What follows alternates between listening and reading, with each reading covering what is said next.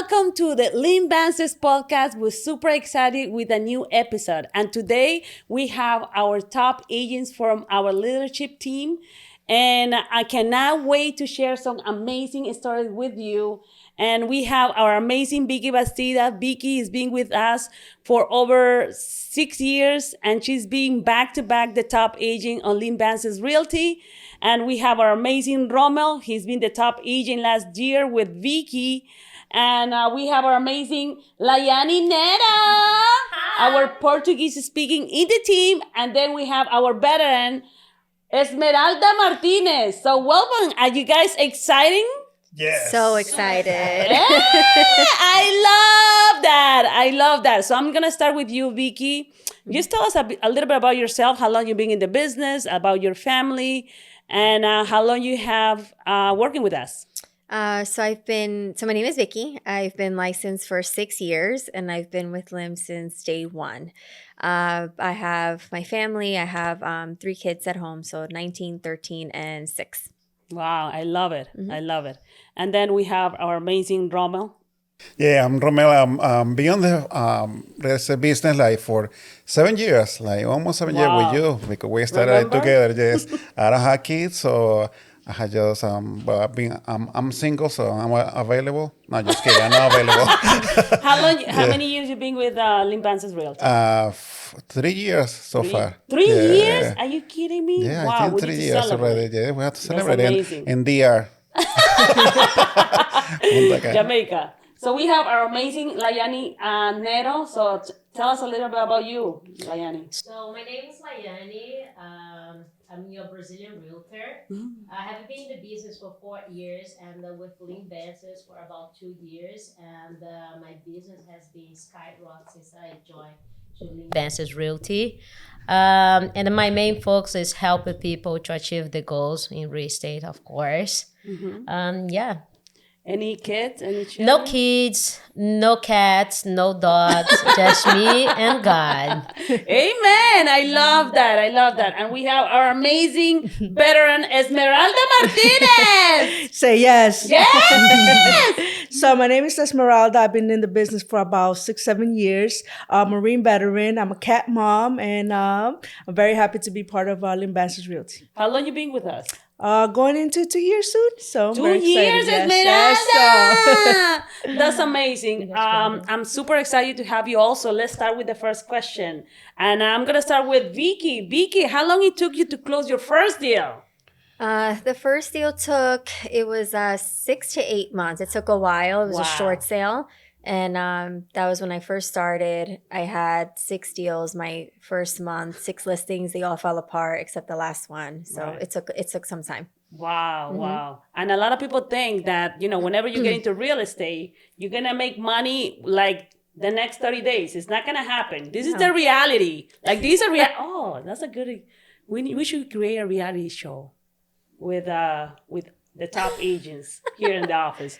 So, and you're going to hear these stories about how real estate, how we help people out in this business. So, Romel, have you ever had a transaction fall apart? If so, how many in one day or at one time?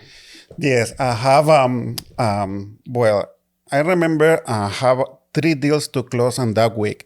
So it was the 15th, the 17th, and the 18th, something like that. So in that week, I was waiting like, oh my God, I'm going to become billionaire. I'm going to have a lot of money closing those 3 deals. But unfortunately, I was watching news the night before, and I saw one of my clients, he was killed in, I believe, in an accident.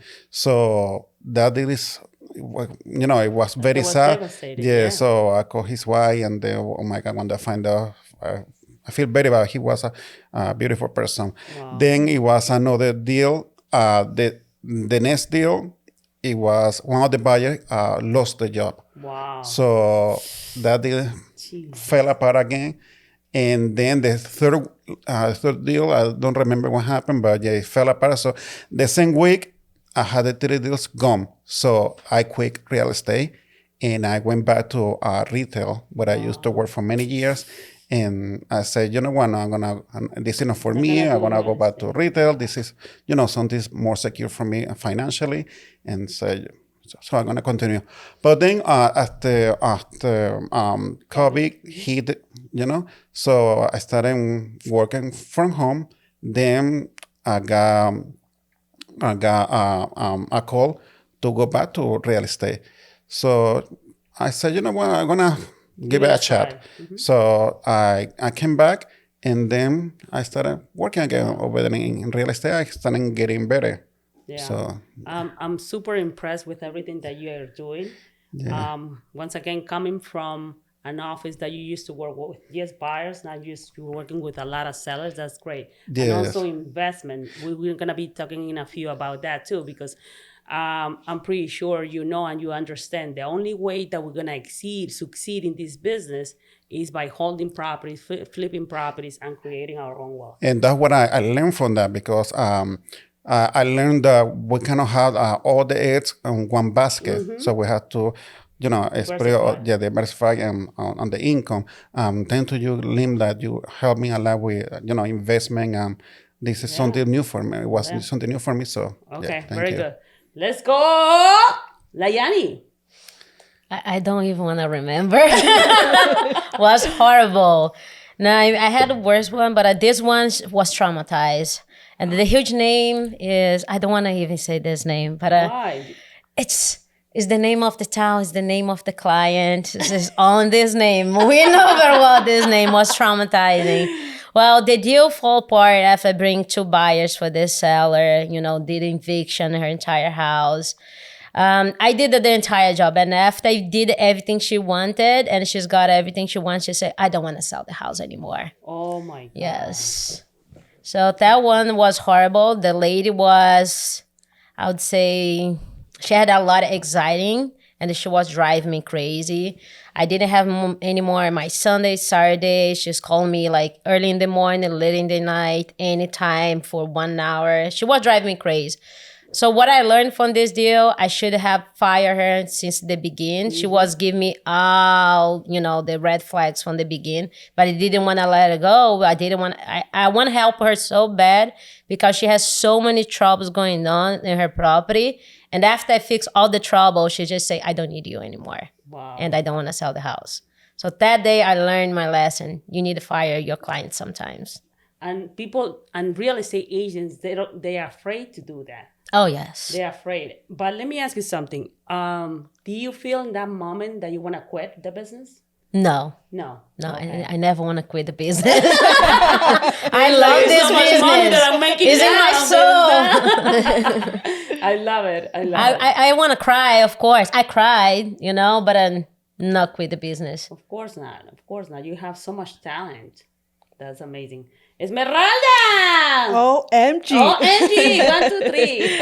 Oh man, it was 7 years. There's been a few, but I think my recent one was where my beautiful client, she was selling her property and she was buying another property. And when you have that contingency, it's like a roller coaster. Right. There's so many things that you have to keep intact together. She sold her house. We had to clear to close, and the seller, she sold her house. We closed on it, and then that same day we were supposed to close on her buying her property, and then the seller just kind of ghosted us, didn't want to sell the house.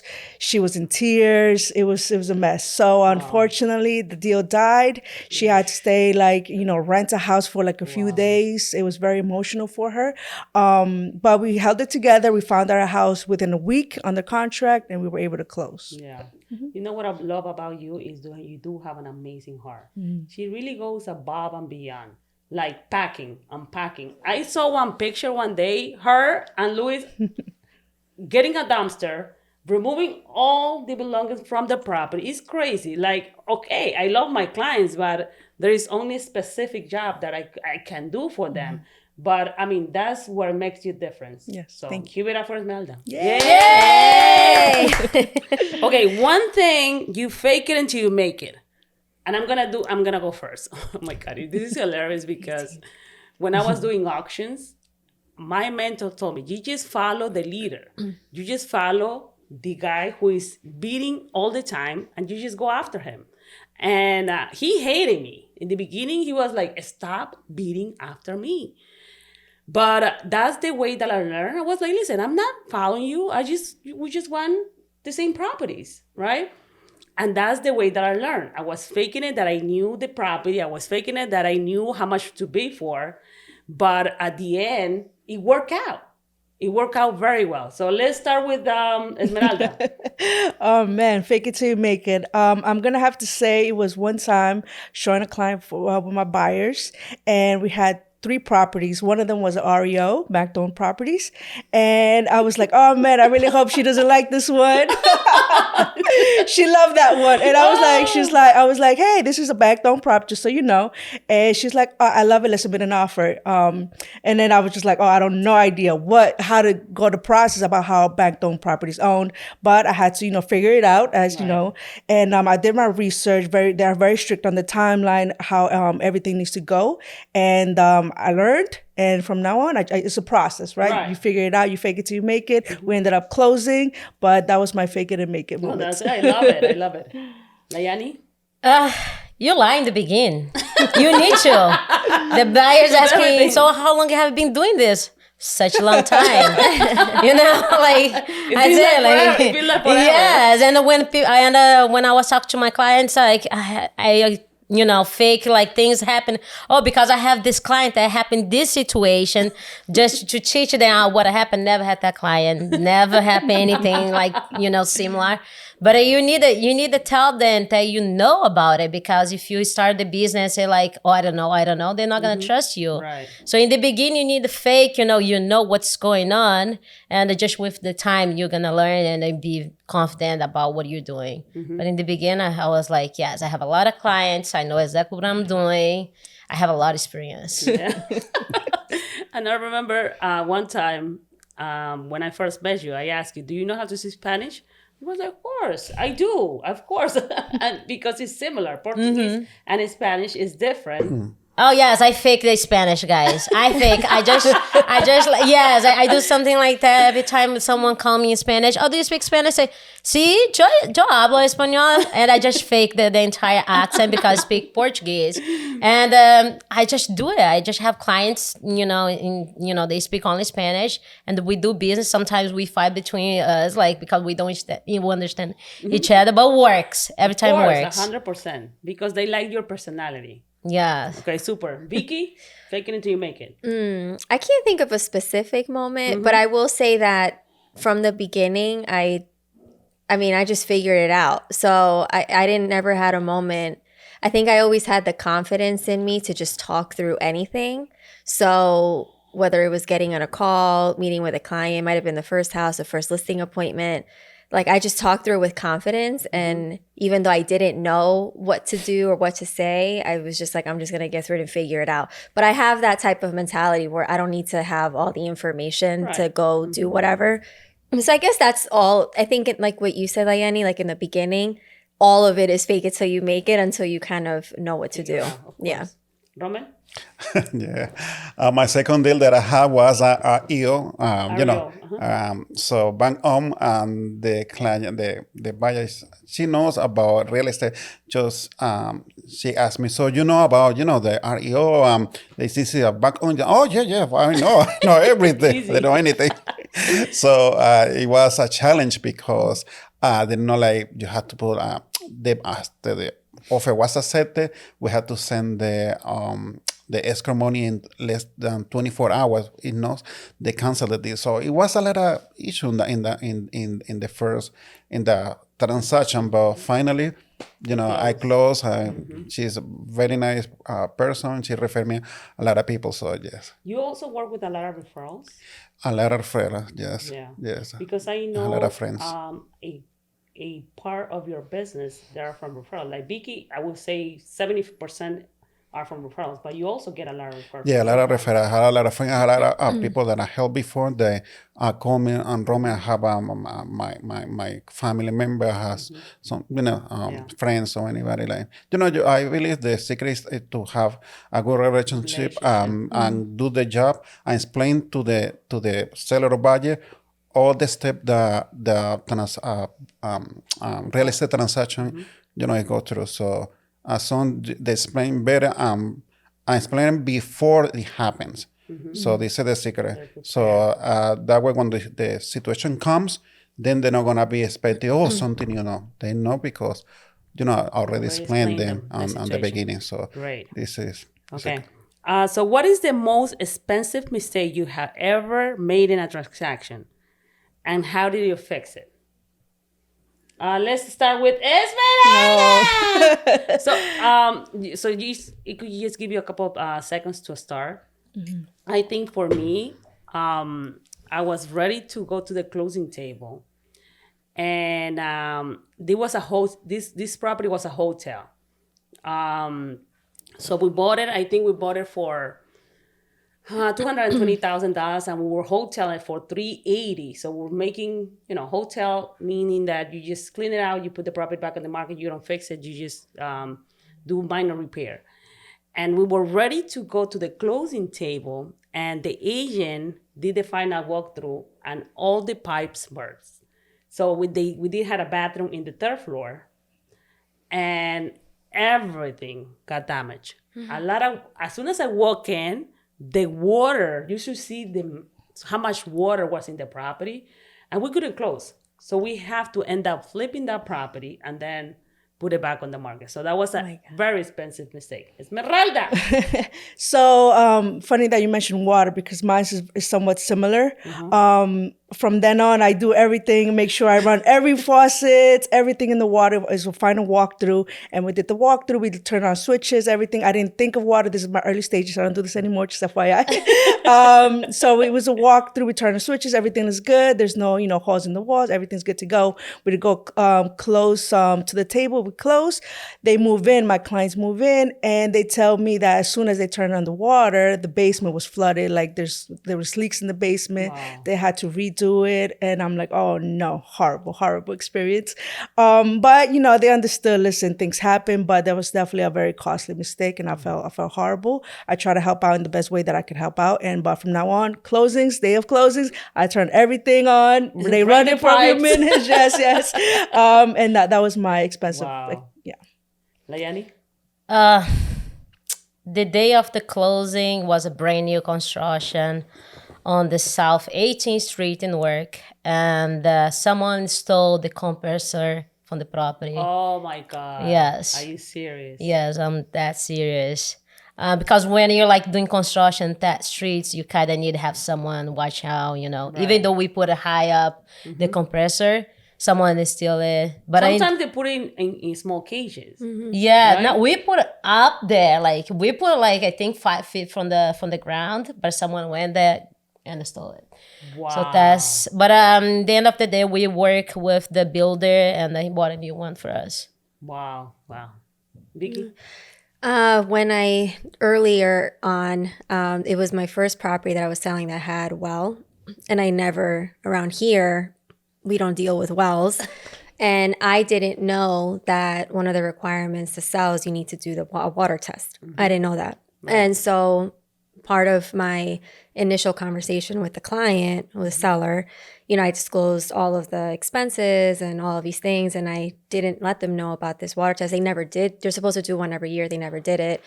And so they didn't have a lot of money. And so we get into the transaction, and, I guess it's something that could be negotiated, but, we had to do it. And the seller's she was like, I don't have the money. So I paid for it out of pocket. Wow. It was, I think it was $1,000 or something like that.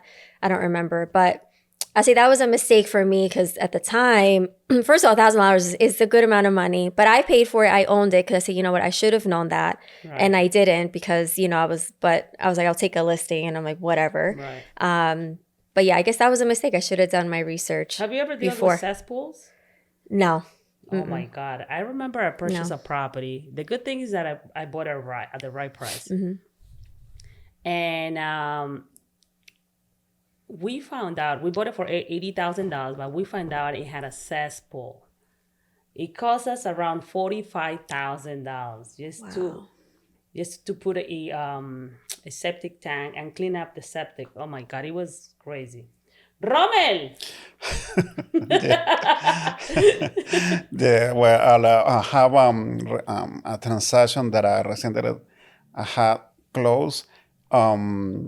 This one was like a foreclosure, and the closing table was the seller is supposed to have some money to move out. But then before, like 2 days before, we find out that he doesn't have any equity on the house. Wow. They had the debt with the bank and the lien.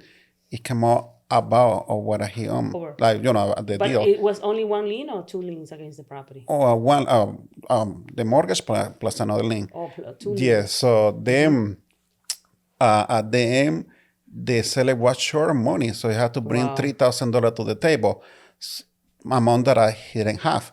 So in that moment, I had to he on my commission reduce the amount paying How for much the was it? $3,000. Oof. So I had to pay okay. for my commission to Yeah. for the seller. Yeah. They have, You do they don't have whatever it money. takes to Yes. close. I mean, as long as you make a little bit of money, but at least you're helping the seller because Yeah. if a foreclosure, if they wouldn't close, then they're gonna have to file for bankruptcy or the Exactly. property will go to auction. Exactly. Either or.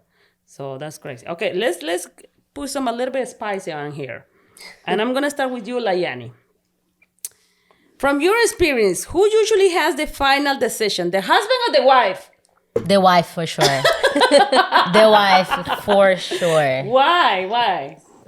The woman's like, the end of the day, who's gonna stay more inside that house is gonna be the woman, Right. The end of the day, usually is the woman who's gonna cook, usually is the woman who's gonna organize, she's have the vision, what is gonna happen. And the man gonna go to the basement and check it out, what the plumbing, the furniture, like all this kind of garage. stuff, that's why they're gonna check it out. Right. That's what matters for them, the technical stuff.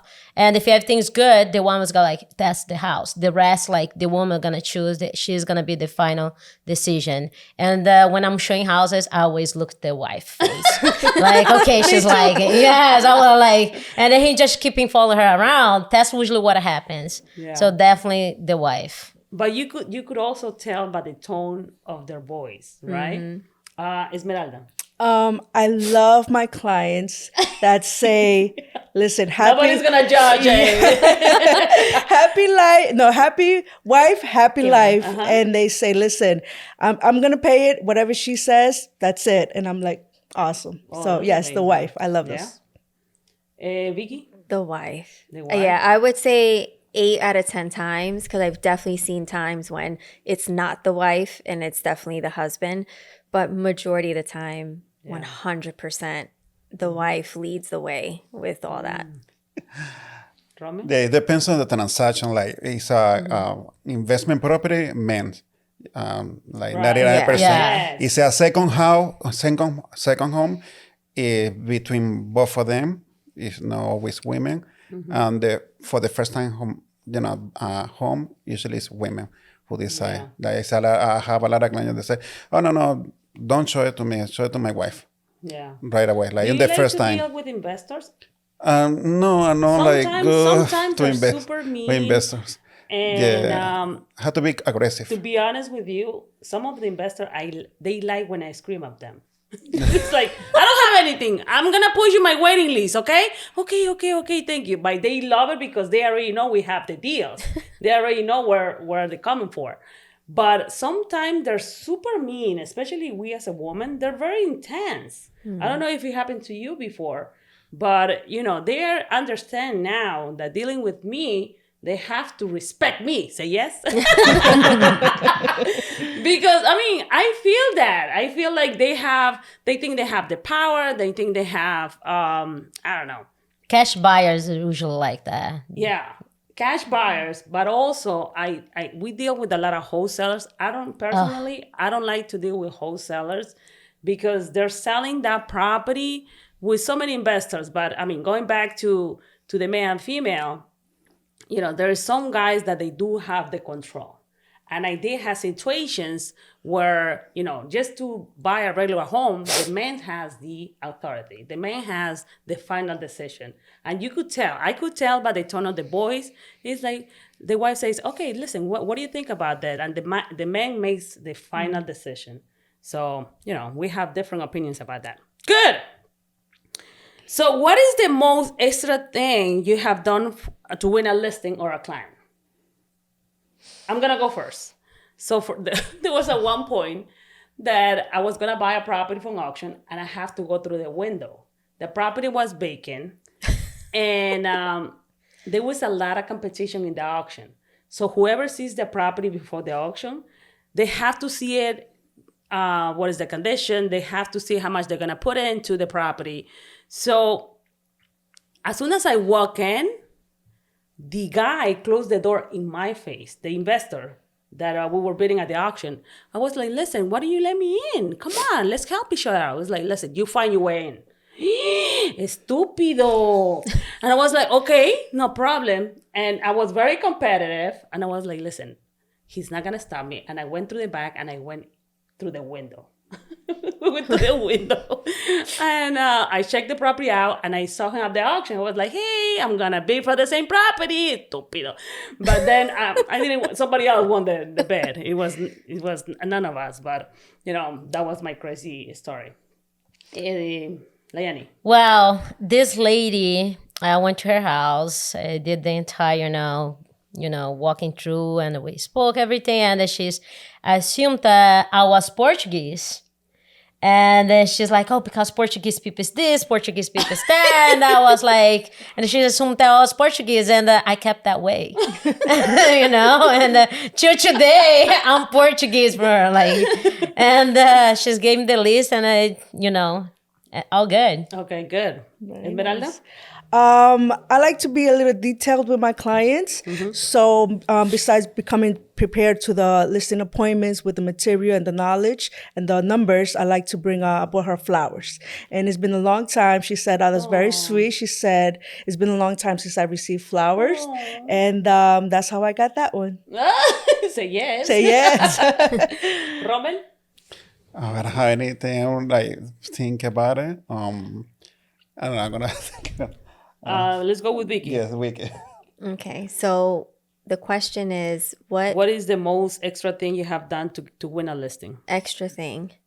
You know what? My first bigger, it was almost $1 million listing. I paid for the staging. And I didn't care. I was like, which we would not, as agents, it's not normally that's something that the seller pays for, but I was like, I'm going to go above and beyond. Right. And it was a couple $1,000s. I didn't care. It was $5,000. I don't remember how much I paid, but it was a couple thousand, but I didn't care because for me, it was about the relationship. I knew what was coming out of it. It was, but that was a couple years ago. Mm-hmm. Yeah. Oh, now I remember. Mm-hmm. Yeah. I offered to the lady to clean up her place.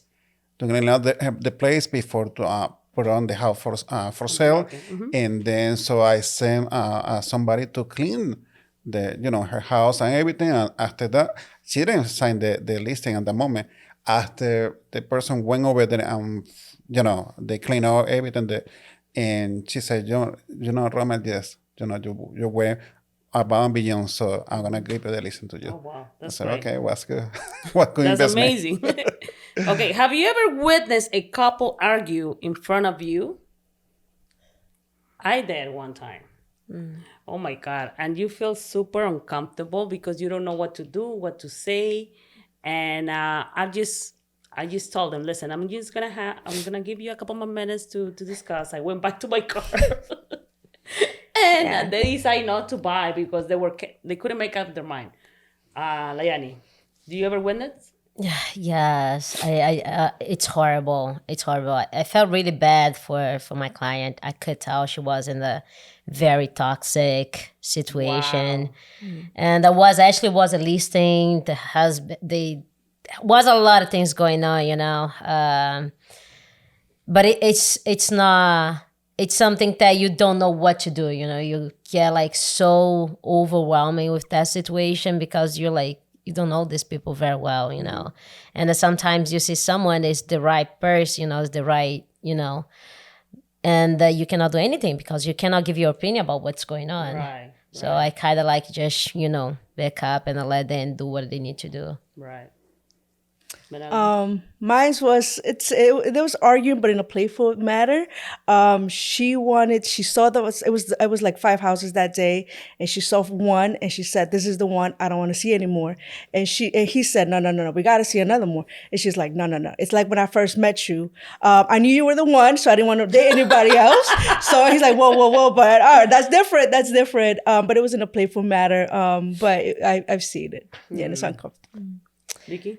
I haven't seen it in front of me like that, but I have seen it where I've been in the behind the scenes. It was a divorce situation, and this was like a referral, so there was already like a relationship there. It was like my mom's friend and then her husband, who I've known them for years. And so, they were like blackmailing. It was like the craziest thing. And they would call me and I'm like, look, don't call me, call the attorney. So I felt like kind of caught up in the middle of that. So I haven't seen clients argue with me like in front of me, like, but I've seen the ugly part of the divorce and then them calling me like I'm a therapist. And I'm like, dude, don't call me, call the attorney.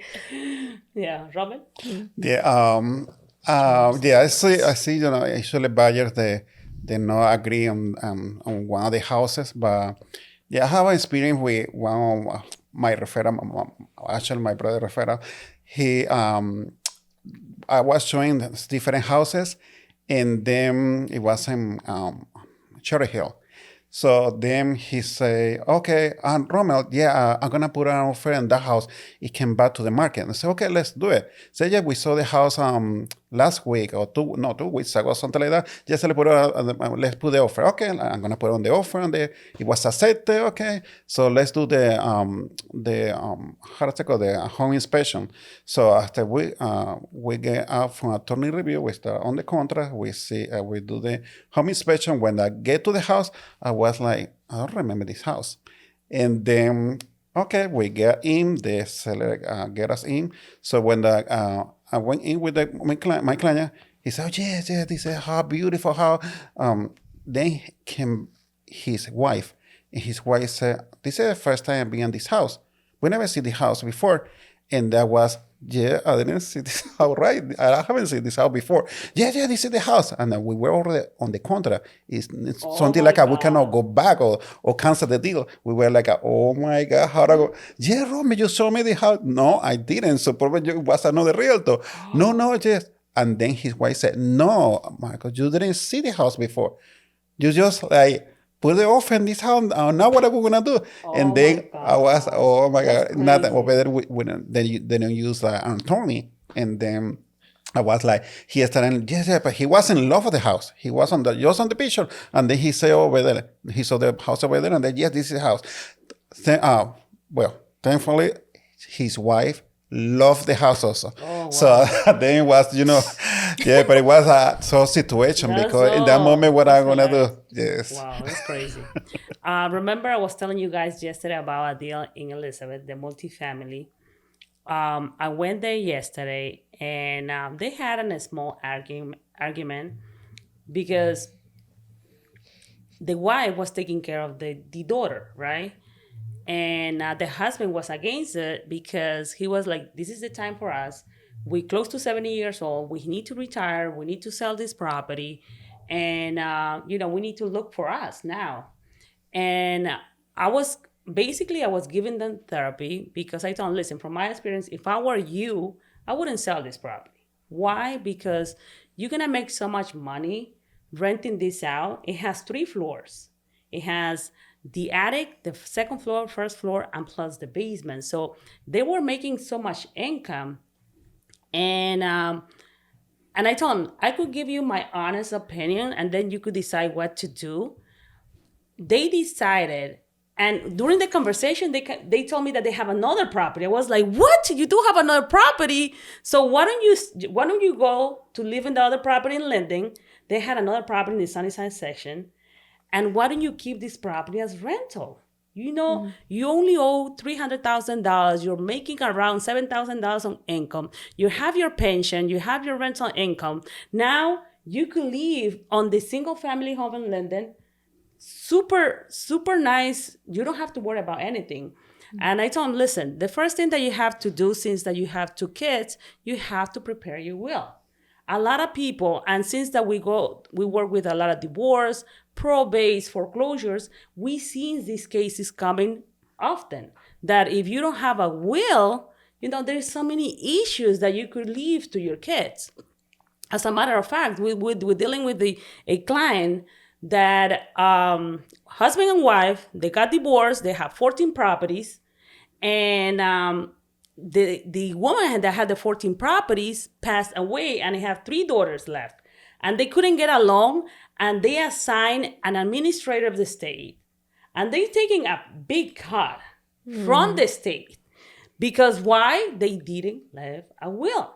And that's the biggest mistake. And I tell you, listen, the first thing that you have to do, make a will, okay? If you have any other investments, you could create a trust. But now just create a will and just keep that property. If you feel that the necessity that you need money, of course, you could sell this property and you could pay off the Linden property, and then you could be steady. That's not a problem. But, they appreciate the guidance that you could provide from your experience. Like you say, you tell them, listen, from my experience, this is what happened with one of my clients, and this could happen to you. So if you could avoid it by doing this, by taking actions.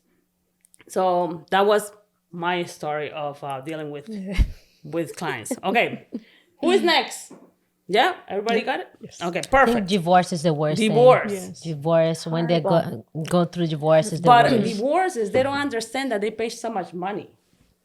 They could just agree on something. If they have kids, alimony, child support, whatever they can agree, because they're going to spend so much money if they are dealing with right now I'm dealing with 3 divorces. It is tough. That's hard. It's hard. It's hard. so hard. But, especially when they have kids, They're not in the right state of mind. They're not in the right state of mind. They rather just argue and argue and argue. Next question. Okay, have you ever pretend to know the area when you really didn't? Esmeralda, I know you're going to go first. It's like, yeah, of course. Of course. Actually, Liany, I think I'm going to tag you on this one. When we went to that, was it Short Hills? Yes, it was Short Hills. It was Short, yes. No, it was in Westfield. No, it wasn't Westfield. It was Short Hills. Was Short Hills? Yes, they ended up not selling the property. Oh my God, that fancy people. Yes, the fancy people. Oh my God. It was Short Hills. The name of the kitchen, I was like, I even heard about this. I know about this kind of thing. And we was like, just, Yes, we were definitely faking it. Faking it till you make it. Yes. Yeah, it was the area. It's more expensive area on the higher ends in minimum. How much was the property?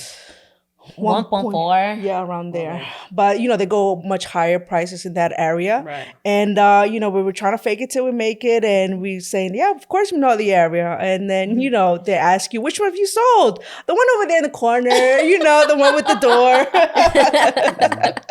No, we try to be as professional as we possibly can. Right. And we figure things out as they come along. If we don't know something, we figure it out. And we definitely educate ourselves and we educate our clients. But yes. Yeah. Vicky? So I might sound like a square, but I don't. I'll be honest. When it comes with, for example, with buyers, I actually rather not. I can't because I can't. Sellers? Oh no, I'll take a listing anywhere. Sellers is different. Right. I'll list anywhere because selling is different. But with a buyer, it's hard because if there's like schools, I don't know. Like I don't know the town, I don't know the schools, I don't know the area. Is it good? Is it bad? So might sound like a square, but I won't take buyers if I don't know the area. Like I'm very I have my areas that I serve, and then if not, I'll refer it out. So, listings, that's different. Listings, I'll take a listing anywhere. Yeah. Roman? Yeah. Yeah. So I believe as a buyer, so when you bring buyers to new locations, it's normally like they're gonna ask you like, oh, do you know the area? So no, always trying to be honest, like, no, I know some areas over there. I can find out any question that you have.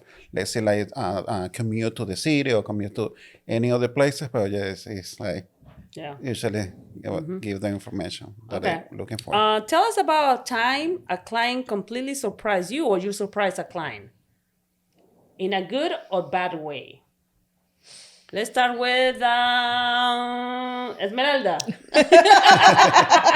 I thought you were giving us well, your... I will give you, I think one of the best memories that I have from a client, he was a veteran. He was losing his property. He didn't have no water in his property. I think, for him to take a shower, it was very hard.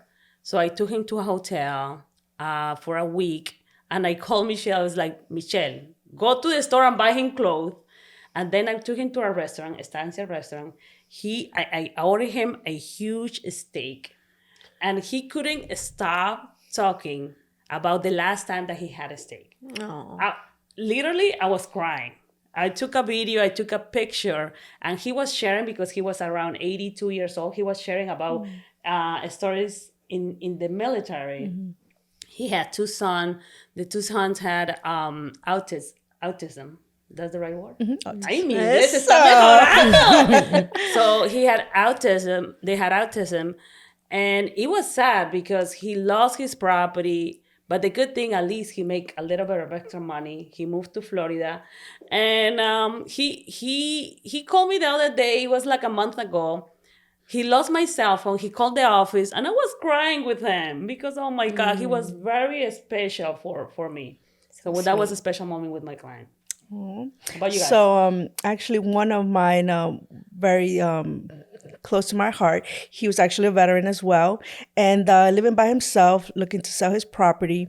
And you could tell because of his older age, he doesn't really go out a lot. Right. So I actually got him some food. Mm-hmm. I surprised him because I had asked him on our initial conversation meeting.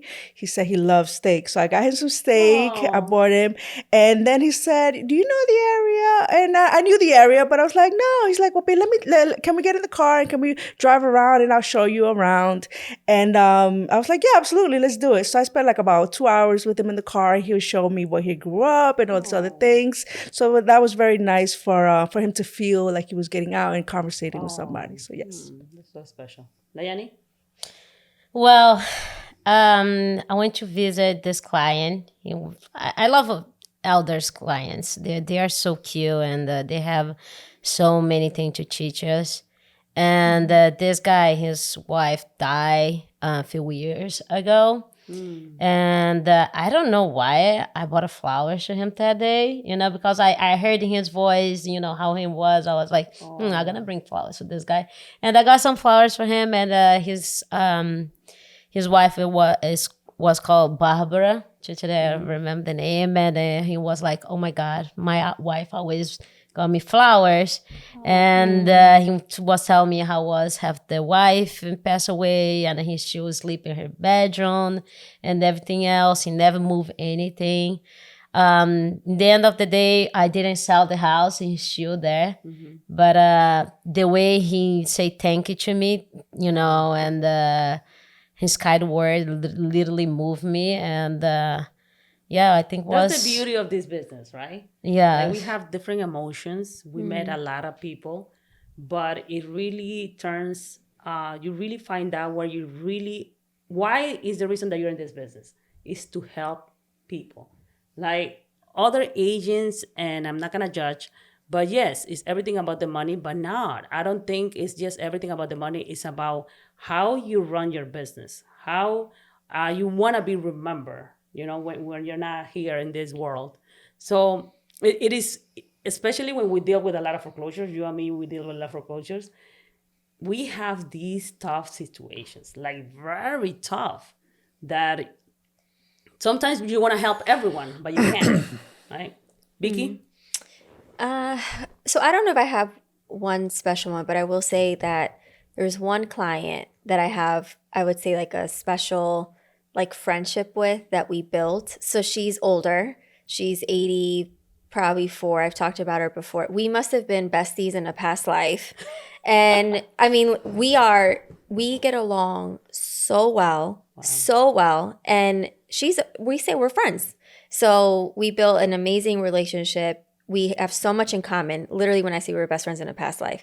So throughout the transaction itself, I helped her. She was in that home for 35 years or something, so forever. And then I helped her downsize to a condo. But we continued the relationship. So it's not like a one-time thing, but like her and the relationship that we built is so beautiful because even after the fact, it's been probably about 2 years now. We get together for lunch, for dinner. We've been to the gym together, birthdays, the holidays, she'll send me like, for Christmas, like, so that is a beautiful relationship that I've built with someone who honestly, there's such a big age. She could be my grandmother.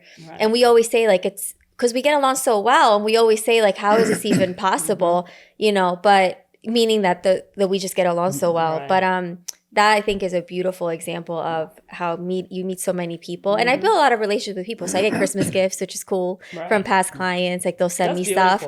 I know. It's like, and it's so exciting because whether it's to the house or I've even had to the office sometimes, like they'll send things, for Christmas. And it's like, I closed with them such a long time ago and they still remember me. So that's cool. Yeah. But yeah, so like I said, I don't think it's one example, but I think it's nice to know that they remember me way after the fact because we do keep in touch and we build relationship. I may intentionally will build a relationship with people outside of what the transaction is. And I love how you care about your clients. With every holiday, you also send them a little bit of something. Oh yeah, I reach out to all my clients. Like me, it goes beyond the sale, right? And again, but it starts in the beginning because I actually take an interest in getting to know them. And so we end up getting along so well throughout just the whatever it's a sale or the purchase or whatever. So afterwards, I always keep in touch and we keep in touch because they reach out to me too. So it's not just me reaching out to them for birthdays or holidays or whatever. They reach out to me too on my birthday, which is really cool because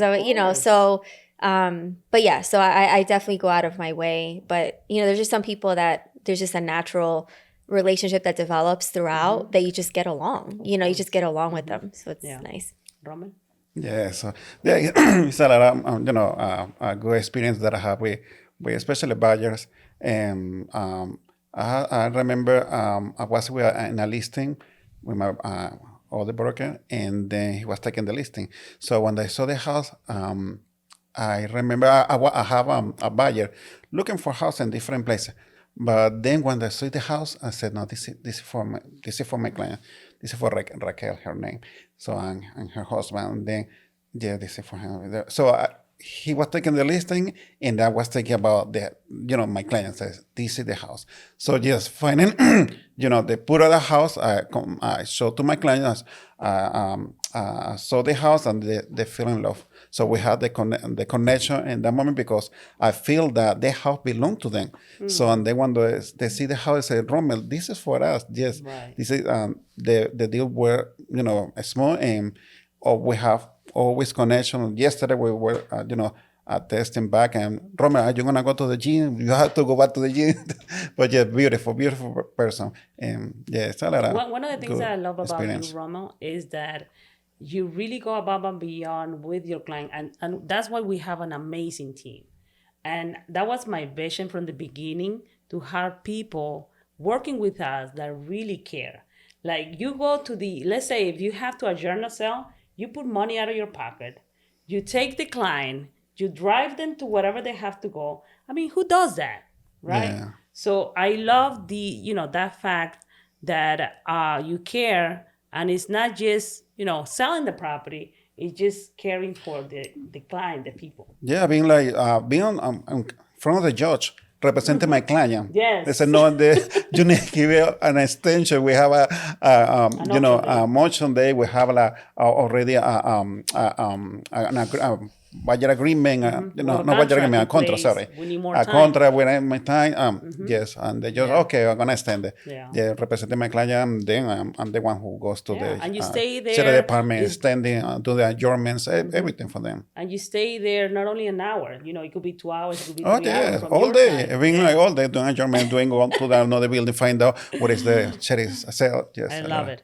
Okay, so let's start with Vicky. What is the weirdest thing you have ever seen inside a house for sale? Oh my God. Something comes to mind. Swords. So I walk in a house. Really? It's like swords, yeah. And so I walk in this house and, it was like one of the first appointments to go list it. So of course I'm like, let's do show me the house. So we go upstairs and there's like swords all over the walls. Like they're just hanging. And I was like, what the? And I was like, oh, like what are these, you know? So it turns out that he's an instructor at an Aikido studio, which my son goes to now. That's actually how I got there. But he was an instructor. He taught that class. I forget what it's called, but it's a sword class. So he had them all over the second floor, all over the basement. And it was so weird because for a second I was like, where am I? I was like, where am I? But they were beautiful people. And actually, that's how I was introduced to the Aikido studio that my son's been going to now for 3 years. Wow. And it's a great studio, but that was by far, I think, the weirdest. Wow. I mean, it's not weird after talking about it, but at first, that feeling, I was like, what? One of the properties that we purchased from the auction, my husband got in, and there was a room that we couldn't open. I was like, okay, I mean, we already have the property, we already paid for it. I mean, just break the door. And I was very innocent. It's not that I was innocent, but I didn't know many things. And he had so many, it was like a room with sex toys. Oh. ¿Cómo se dice esa palabra que él es, ayúdame. Dominatrix? No, ¿sí? ¿Así se dice? I don't know. What what they are doing there? It was everything. They had chairs. They have esos látigos. Dominatrix. Yeah. Everything. They had, oh my God, I was like, and I was asking my husband, what is that? He's like, you don't know. But I was super impressed that he had magazines, everything about, and I was shocked. And after I found out, he told me what was it. I was like, oh my God, does this exist? It was like, yes.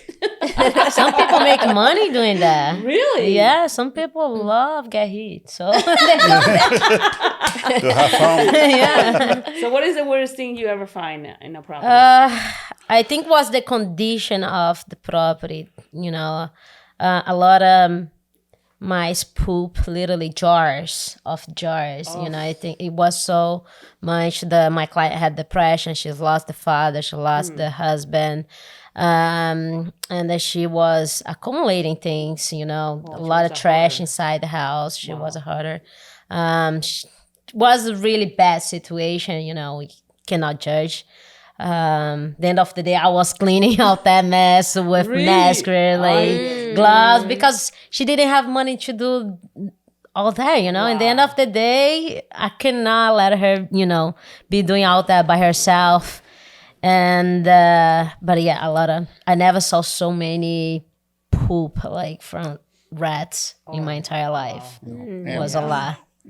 It is crazy because, I mean, these people are sick, right? It's so sad. That's gross. Yeah. That they live that, but they don't realize it. They don't accept it. They don't admit it. It is tough. I passed like 1 week dreaming about it, seriously, like I was wake up, I felt like the mice. Oh my God. It was horrible because like today when I think of like oh no, it was horrible. It was a lot. Esmeralda? I had walked into her bedroom. She was showing me her bedroom, and everywhere you saw, whether it be ashtrays, something you can hang on, anything of the male parts. Yes, and I'm like, oh my God. She's like, try to put most of it away, but I just can't put everything away. And I'm like, okay, we're gonna try to move some of this for the open house, but it was still a lot. And people, when it was the open house, they're like, oh my God, like, listen, we look, we see, but we don't judge. It's crazy. Roman? Yeah, for me, I remember it was weird and kind of scary. I was with a client. So we came to the house, and then the seller opened the door for us, and they put their dogs outside, like the big ones. So as soon we got in, we saw a lot of scratches from the dog on the top of the how to say the entrance of the door, all the way. So I said, oh my God, these are the big dogs. So we got in. Then the lady drove us to the second floor. So there were like 9 little dogs on one of the bedroom. So we couldn't like concentrate, see the house, and my client and me. So suddenly the owner, she said, oh, give me 1 second. Let me bring my little baby. And that way you're going to meet them. And me and my baby. Okay. So I saw the crib over there with the little bell, something like that. And then I saw my client, how the little baby is sleeping over here with all the noise of the dog, like night dogs. So she came over there and then she grabbed the little baby from the crib and she put it on like the little towel on the top. And they said, yeah, look at my baby. And then we went, oh, okay. So when she opened, it was a doll, like Annabelle. Something like that on the open. We were like, well, yeah, when she threw it on, and then they opened the eyes and said, oh my God, we were, the lady she from Cuba. They said, caballero, let's get out of here. Are you serious? And yeah, and you want to see the Ari? Oh, no, it's okay. We run away. Oh my God. Yeah, it was a doll? crazy. Like a fake a doll? Yes, but the porcelain. So, oh my God. So when the chicken over there, she moved it like that, and the little door opened it and said, oh my God, no. Let's get out of here. I never heard this story before. Yeah, it was scary. Wow. Okay. So what is the crazy thing that happens to you right before closing? Let's go with the Liany. Last minute lender issues, walkthrough surprises, missing documents. The seller did have money for the closing costs. Oh, wow. The day of the closing. And nobody knew about it. Wow. So it was The deal die. the deal die. Yes. So how much you have to bring to the closing table? $40K. But how did it happen? I mean, She didn't have the money. The listing agent didn't told us anything about it. And she's telling me till today, she's, we're still doing some deals. Yeah, because she has a lot of good deals that I like, but she said she didn't know about it. And the lady, I helped the lady actually. I helped the seller do a lot of repairs on the property. Me as being the buyer, the listing agent was not helping her. Right. And then she's called me today to help her to do some repairs because she doesn't live in the state. She lives out of the state. Really? Yeah, but are you asking for a referral? Or? Well, I'm gonna try sell her house. Like I'm gonna keep the relationship, But she didn't have the money the day of the closing, and I remember crying because I was right in the beginning of my, my career. And that day I cried really bad because I felt like, what's going on? What's wrong? Like why people just don't communicate and tell what's going on? Exactly. Why this business sometimes can be so skeptical. Like I just like for me, like during my business, I'm so clear about what's going on. Mm-hmm. I'm so honest with the listing agent. If I'm the buyer side or if I'm the listing agent, I'm always communicate with the notary agent because at the end of the day, we are a team. Like you're not working against each other. Right. Everybody want the same thing. Mm-hmm. But we didn't close. Wow, tough story. Ouch.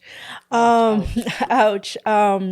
So I had a client that were very excited to close, and they weren't aware that you don't go shopping for a brand new car and furniture for your new house before closing. And I got a call from the lender and said, listen, they got hit on the credit because they went shopping and they no longer qualify. We're going to have to wait. So, yes. So I have, that's one of the conversations that, I have with them. Very initial, wait until you close to do any shopping for furniture, car, and after you buy the house. So that was one But you assume that they should know. You would assume. You can't assume. You learn in the business, you cannot assume. Vicky?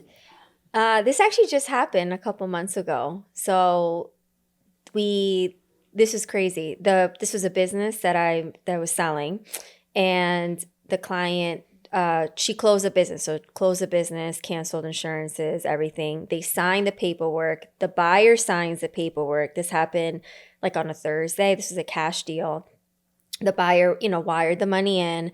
So when they wired the money to the seller, they made a mistake on the routing number or whatever. So the money was sitting in a cloud. They retrieved the money. This is like on a Friday. And then they made another mistake to wire the money to my seller. So then my seller goes, you know what? Forget the wire. Just give me a check. But this is like Friday afternoon. So then it has to wait till Monday. So the money is sitting with the title company. While this happens, the buyer changes his mind and says, I'm canceling the deal. And so this is why the deal is not closed until the money is in the account, because everything was signed off on days ago. The business was closed, like everything was shut down. And then the buyer said, no, I'm canceling, because the money was with the attorney. So they didn't issue the money. The deal was dead. And that was that. It was just so crazy. Wow. It happens. A lot of times, I have a client that was listing her house for sale, and she was buying another one, and the last minute, like let's say like on the closing table on Friday, they couldn't close on Friday, so they extend the attorney to Monday, but she wanted to close on Friday. But they say, no, it's impossible because it has some tenants, whatever. So we're going to close on Monday. And she said, no, we're going to cancel the deal. So she canceled the deal for that. Ay, Dios mío. No sell and no buy anything. Wow, it happens. Okay, what is the saddest story from a client you have ever heard? I'm going to go first because I remember this story. There was a guy that in Piscataway, he was losing his property, and he was not making any money. And when I got into the house, he couldn't speak. So he just had a stroke because his wife passed like 2 months prior to my visit. And then his son just got incarcerated. And his daughter got pregnant, and she was like, this is going to be her 7th child. So the minute that I walk in, I saw so many kids running around, and I was trying to help him out. The worst part is that he had a contract with a wholesaler, and he was making only $20,000 on the deal. Me knowing that he could make $240,000, I called the attorney immediately. I canceled the deal with the wholesaler so he could sell this property at a regular market, and he could make a lot more money. But he was devastated. He's like, listen, I don't want to deal with anything. I just want to move on. I want to die. I don't want to be here anymore. You know, he has so many strategies. As he says it? Right? Tragedies. At once, that he was desperate to not to be here. And I felt so bad. But thank God, I was able to cancel that deal with the wholesaler. I know they hate me, but it is what it is. But he made around $240,000 instead of $20,000. Oh, wow. So that was. That's How about you? amazing. I think that's lady that lost the husband, that lost the father. And also she had a problem because she did the bariatric. So she's could not eating very well, and she didn't have teeth. So she's could not eat and have a problem in the stomach. She has a problem in her leg. And then she was by herself. Her dog was dying. And then because she's bought a trailer, when I sold the house, the place over there didn't accept the dogs. So she needed to put her dog to sleep.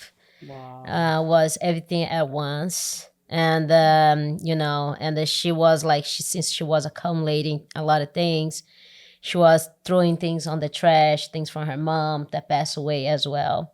And then she was telling me that she was losing the house for the bank. So her daddy died in the same bed that her mom died. So she was like, I was expecting to die in the same bed. I was like, no, like less, like you're not going to die here. Okay. So that for me was the saddest client I ever had, Till today, I was like, I remember looking online for grants to fix her teeth, everything, because she was not eating at all. She was like literally everything was liquid because she was losing. And I remember she's calling me like, Liany, my teeth is loose. I think I'm about to lose my last teeth she had in the front. And I was like, every time she's telling me, I was like, oh my God, what I can do, Yeah. But she's restarting again, and she's a very strong woman. And I believe she's have a good start again. Yeah. I think God has a special gift for us. I think we do have a purpose in this life. And I heard this story so many times that people tell me, I was praying last night to send somebody that could help me out. And you came. And for me, it's the most beautiful gift. It doesn't matter how much money, if I don't make any money, because to help someone, to change someone's life is so special. Like, it fulfills my heart so much. And we deal with a lot of situations, similar situations. Why? Why other agents are not going through the same situation? Because we really go above and beyond for our clients. Esmeralda. A dear friend, who's not a friend, he was a client where he had lived in the house for many, many years, raised his kids there. And he broke down because he just said, at first he got scammed. So yeah, he got scammed. He actually went to court. He ended up losing to the scammer. So he had to pay the money. So, and then he was losing his house and he didn't want to move out. So he broke down, older gentleman, maybe in his 80s. And he was also sick. So he just couldn't believe, like, I'm losing my house. I don't want to lose my house. And his wife was supportive. He said, we have to, because we also need something smaller, because, you know, they need like a ranch, something first floor. But just seeing him there break down, especially I think for men, seeing that, but being next to him and comforting him, that was really sad. But once he got over that part of accepting that he just needs to sell and move to something, he moved to something, we got him something first floor, he was very happy. Wow. For me, I think the saddest was the lady that sold my house, that I bought my house from. She, I don't know if you remember, Lim, dealing with her. So that was so sad. She's an older woman, like older. She was probably in her late 70s, 80s. And I spent a lot of time with her. And she had 4 kids. 3 of them died. The one that was left, the lady used to call her a witch because her daughter was her daughter was horrible. Like, she was actually horrible. And so she used to call her only daughter that was left a witch. She had no, relationship with her. She wasn't doing well. And then she was taking care of her grandson because, he didn't have parents because they both died. And he had, I want to say, autism or something. So he was special needs. And so she was older. It was a whole thing. And then she was losing her house. She had talked into a reverse mortgage, not knowing, the whole thing, which I think happens a lot. I think that's one of the most common things that I hear with like seniors is they get into reverse mortgages, not realizing what it actually entails. So anyways, she was losing the house, but that was really sad. I think as a mother, my heart broke because I can't imagine, God forbid, oh my God, to lose a child, but not just to lose one, to lose 3. That was really sad. Wow. Mm-hmm. Working with foreclosure property, and this is very sad situation because the situation that they facing at this moment very difficult. So I put myself on their skin, and then it's a challenge to be in that situation. So I have a lot of story about people. So I have a client that she was a regular sale, and then almost like on the closing table, we find out like she has not 1, not 2, but 5 liens on the property. Wow. So was under the water. So now they had to change from for regular sale to a short sale. So she didn't know about it. She was married before, and her ex-husband, gave her to sign some documents to get some money under the property, in different opportunities, and he was buying another property for him. Wow. And then the divorce, she got all the debts. She told like she's gonna pay to other people, little by little. No, it was a lien on the property. So he put a lien against the property to pay his debt and buy another property. Yes. And then now she didn't know. I felt so bad for her because she like pretty bad situation for all those filings that she has. So it's very, very sad to see the situation that people are facing. So. Wow, that's crazy. Okay, so let's What is the crazy story about real estate that you could tell? Oh my God, I just had a situation. Remember the lady with the permits? I had a lady. I think I mentioned that in the meeting. I was trying to help her out. She did the garage illegal. So I was trying to help her out with some permits. We'd apply in the town, but it was a different scenario because whenever you add a square footage to the property, you have to go through a different process. But then she didn't understand the process. She was very impatient. She took the listing out from us. She listed with another realtor. I tried to help her out, but it was a year and a half after, and she keep having the same issue. And I still want to help her out because, that's why you're here, to help. But she really got on my nerve because she called me last Friday. She called me like 18 times during my husband's birthday. And she was like, listen, you have the responsibility to help me because you gave me this permit and blah, blah, blah. I was like, listen, enough. I'm going to cancel these permits. And I sent Michelle to the town to cancel all the permits. And now she's going to have to start from fresh. And sometimes people think that whenever you're kind, what is that word? Don't take my kindness to weakness. For weakness. Because they feel that way. Of course, I was trying to help you out, but don't take advantage of me. So that's a crazy story. I know you have a crazy story about the tank. The oil tank. An oil tank. Yes. I was like one of the listings that I had. We were like they had underground oil tank, so It was functioning. Yeah, functioning oil tank.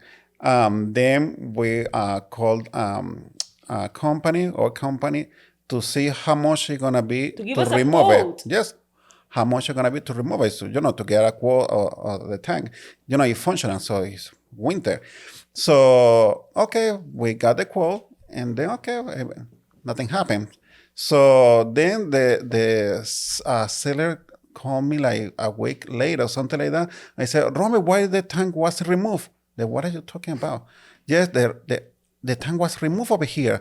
There's no oil over here. There's no like heating over here. Removed the tank without permission. And then I was like, no, it can be. So oh my God, when we find out, crazy. they took the decision to take it out without any permission from us. And then, they had to put it on back again.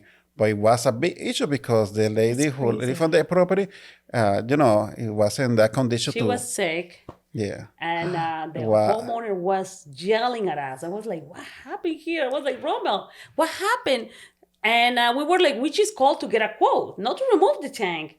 And apparently they were removing the tank. Nobody was at home.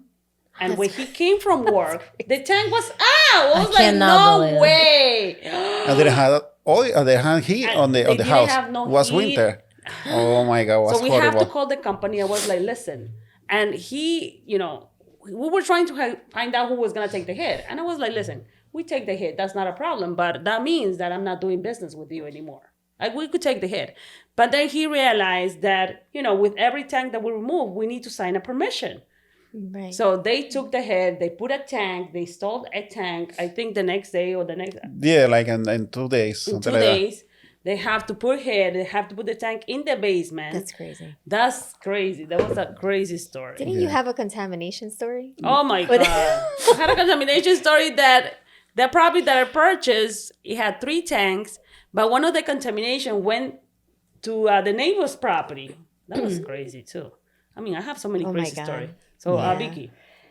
You know why? I know that there's stories, but for some reason I'm drawing blanks right now. The only one I could think of, it was a little weird, was actually recently. It was a condo that I was selling in East Orange, and the listing was going on for about a year, and it was like one of those weird. It was an estate sale, and it was like everything that could possibly go wrong went wrong. And it was almost to the point where you would think, like, I don't know, I don't believe in like weird stuff, but it's like you think like, did someone like put something on? Like, it was very weird. Like, lock boxes wouldn't open. Like, I changed a lockbox like 4 times.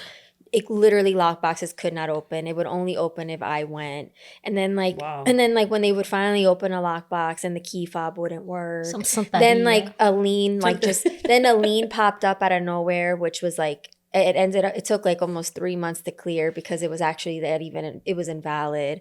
Then we had like a family member who was claiming ownership of the property. They were never even in the will. Like it was like the tenant who was the cousin tried to take the seller to court because she didn't want to leave. Then she left. She didn't say anything. It was like it was a very weird situation. It took a year to close. We went through 4 buyers because every deal something would happen and it would fall apart. And it was just one of those weird things where it's like everything that could possibly go wrong went wrong. And anyway, we finally closed in I think it was December. It was like a year, a year later. No, more than a year. It was a little bit over. I think it was like 14, 15 months that I had that listing, and it finally closed. And yeah, everybody was so thankful at the very end, but we were so tired. How do you celebrate a listing that it took so long to close? You can't. When it takes that, I have one right now that's going on 20 months. It's still under contract. Really? And so the bar. Oh, the bar. I got that listing August of 2023. 2023, right? Because September, this August will be 2 years. Wow. So it's so long that at that point it doesn't matter. Like sometimes you're like, oh, maybe if like the check is it's just you're just relieved. Right. That's a celebration. It's just like, thank God. Yeah. It's over. 10 tequila shots. Yeah. Like, thank God. I have also yesterday that I have 2 years. I had listed on August 2023 also. Finally we closed yesterday. Yeah, and then how did you celebrate? I was celebrating over here. It's so long that it's just like you're just so over it at that point. You're just so over it. And you're like, thank God it's done. Right. Yeah. Thank God. Okay. So let's move to the investment part. I know, if I have to hit you with the bell to start investing, I will do it. So what are the goals? So it could be recorded. I know 10,000 people are going to see this video. So you're compromising yourself with the audience that you're going to invest. So let's start with Vicky. I know your husband used to invest a lot. You invest, you have your home. But what is the goal for this year, Vicky? This year, by the end of the year, I want to get a multifamily. Nice. Yeah. Nice. By the end of the year. That's great. Romeo? Yeah. That's what I said in the beginning. I'm super proud of you because right now you have 3 properties. Yeah. And you already seen the vision. The vision. It's like you already seen the vision that, not only real estate is about helping your clients buy or sell, but it's helping you and your family growth, right? Of course. So we're super proud of you. Thank Give you, it up thank for Romeo! 3 investment properties. Thank God you came to my office. Thank God, yes. Definitely, yes. It changed a lot. And thank you, Lynn, again for, for giving the opportunity and see another vision, that what I talking before about have the eggs in different basket. Mm-hmm. So this is a learning process because I never been like an investor, and now everything changes. To deal with tenants? So far it's been easy, haven't have any a vision or anything. So I'm kind of nice person. So I train all my tenants also very nice. So it's like the feeling. So I always go to the property also, so they see me, and so that's good. I'm looking and the good thing is that we as a realtors investor, you win when you buy right. So the last deal that you purchased, you have, I think, $150,000 in equity, and if you wanna sell today, you will make so much money. No, I thought it was a 2-family home, and to the attorney said, Romeo, it's not 2 families, it's a legal 3-family home. 3-family. Oh and my I was God, Romeo, take it and run. Yeah, it was, oh my God, thank God. So, yeah. I think it was God. Yeah. I think I'm a huge believer that things happen for a reason to the people, that really deserve it. But, I think as a leader, it's super important that I bring God with every scenario. We start the meeting every Monday with a prayer because it is important. Everything that we're building, everything that we created is because of God. So we're super proud of you. Thank you. Liany, pow to you. Why? Because you're delaying. When is the investment coming? Well, it's coming. I'm right now. I'm looking at this property. It's not on the state. It's out of the state, but it has a lot of equity already, and it's gonna be Where is that at? only finance. Owner finance is in Colorado, in Denver. Really? It's a really good area, big lot, 5-bedroom house. Wow. So it's getting organized. Yeah. You get very good deal with seller financing. Yeah. Make sure you get good terms. We are working on that. We negotiating. He's pushing the side and I'm pushing the other side. Wow. But That's good. it's gonna come. Those are the best deal. I think seller financing, those are the best deal. Esmeralda, pow to you. Pow to me too. No, definitely want to take advantage of my VA loan and aim for a 3-family, and go from there. So that's the goal. Yeah. By the end of the year. Yes. Promise the audience. That's all. Okay, so oh my God, we have so many questions. Okay, so Vicky, we're about to end the show. I would love to say if you could say something to your audience, where they can find you, and what are the future holds for you. Well, you could, which camera? Maybe that one. So, you can find me on Instagram. It's _Vicky_Bastidas. And if you go there, you can follow me. And my goals, I'm just building my business. I'm building my business and my brand. I recently really started focusing more on the coaching side. So I'm really growing that with small businesses, not just with real estate, but just helping people grow their business through sales and marketing, which is what my experience is in. That's the core of my experience. So yeah, just growing my brand. That's the goal. I love the brand. And thank you for helping our agents because, a lot of you know that Vicky is also the coach from the office and she's been helping a lot of agents succeed. So thank you for that. You're welcome. Romeo! Yeah, you can find me Hey Romeo on Instagram. Yes, yeah, I love what I'm doing. Helping people, especially who's facing foreclosures. So it's always you can find the way to to pass that situation. So you can contact me and I'm here to help. And sometimes they have to pay a lot of money. And, it is sad that they have to invest so much money and they still lose their property.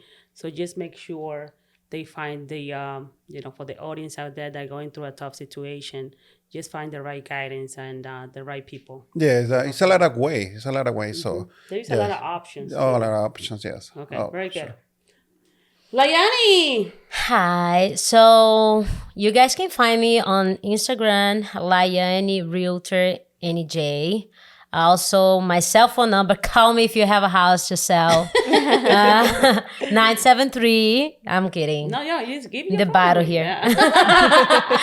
So, yes, right now I'm focused on the immigrant community. I love all the immigrants on this country. I'm also immigrant, so I kind of have identified with you guys.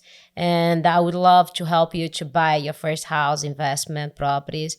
The most of the immigrants I have been work with, they're looking for investments. The first house is a 2-family, 3-family, and I love this for them, And what I do for my clients, I really care. I know it's kind of cliche, but I really care about my clients.